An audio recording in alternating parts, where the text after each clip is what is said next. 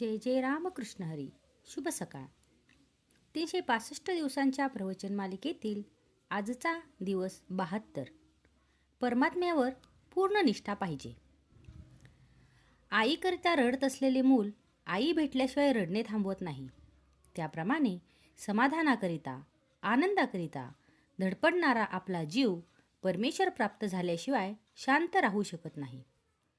म्हणून प्रपंचाची काळजी न करता परमेश्वराची प्राप्ती कशी होईल याची काळजी करा.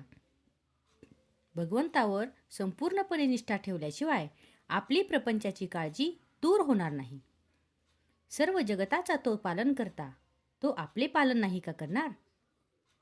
प्रत्येक गोष्ट त्याच्याच सत्तेने होते हे लक्षात ठेवा. मग प्रपंच कधीही बाधक होणार नाही.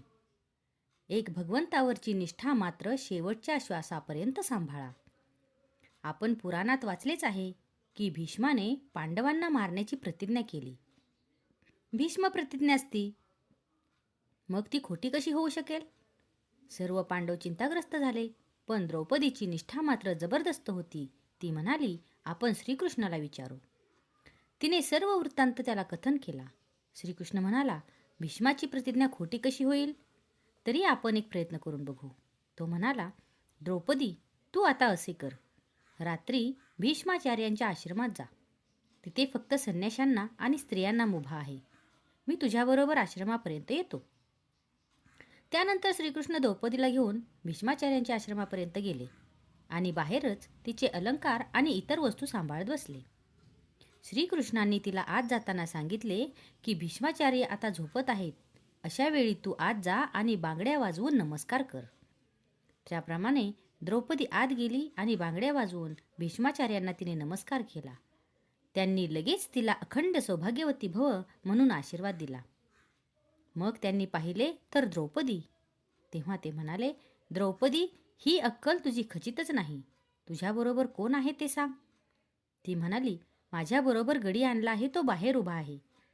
भीष्माचार्यांनी बाहेर येऊन पाहिले. त्यांनी श्रीकृष्णाला ओळखले, परंतु आता सर्व काम होऊन चुकले होते. म्हणून म्हणतो, परमात्म्यावर पूर्ण निष्ठा पाहिजे. या निष्ठेच्या आड जर काही येत असेल तर तो म्हणजे आपला अभिमान. हा अभिमान सर्वांना घातक आहे. तो घालवण्यासाठीच परमात्म्याला वारंवार अवतार घेणे भाग पडले. ही अभिमानाची हरळी नाही शिवायला भगवंतांच्या नामासारखा दुसरा उपाय नाही.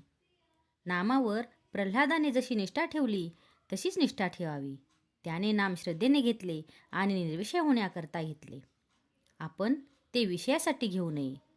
नामापरते दुसरे सत्य नाही हे समजावे. याच जन्मात हे नाम शांतीचा आणि समाधानाचा ठेवा मिळवून देईल. नामस्मरणात स्त्री पुरुष, श्रीमंत गरीब हे भेद नाहीत. फक्त ते श्रद्धेने घेणे गरजेचे आहे. आजचा हा भाग तुम्हाला कसा वाटला हे कमेंट करून नक्की सांगा. कमेंटमध्ये लिहा जय जय रामकृष्ण हरी. आणि अशाच अधिक माहितीसाठी आजच आपल्या ब्रह्मांड नायक चॅनलला सबस्क्राईब करा. जय जय रामकृष्ण हरी.